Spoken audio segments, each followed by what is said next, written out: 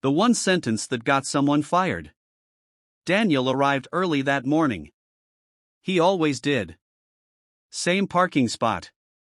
Same black coffee. Same confident walk through the glass doors like the building belonged to him. For 8 years, it practically had. He helped build the company when no one believed in it. Survived the early chaos. Watched others get fired, quit, or burn out. Daniel stayed. And now he sat at the long boardroom table, adjusting his cufflinks, waiting. The room slowly filled. Executives. Directors. The CEO at the head of the table, unusually quiet. Outside the windows, the city moved like nothing was wrong. Inside, everything was. The numbers appeared on the screen. Revenue down. Expenses up. Margins tightening. No one spoke. The silence wasn't awkward, it was calculated. Everyone in that room knew what this meeting was about. Someone would take the fall. The CEO folded his hands and finally spoke. "We need to make hard decisions," he said calmly. "Some teams may be reduced. Some roles reconsidered." Eyes dropped to laptops. Pens froze mid-air. Then Daniel leaned back in his chair. Relaxed. Almost amused. He smiled slightly and said, "If this fails, it won't affect me. I've already secured my exit." The sentence hung in the air. No echo. No reaction. Just silence. Someone cleared their throat. Another executive shifted in their seat. The CEO didn't react immediately. He didn't raise his voice.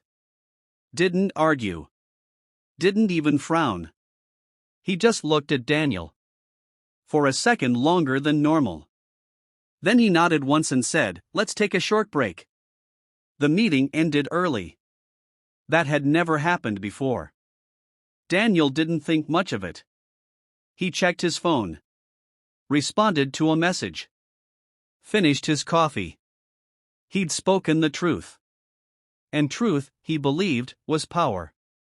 2 hours later, his assistant walked toward him with an unusual expression. "Daniel," she said quietly, "they want to see you upstairs." No explanation. Just, upstairs.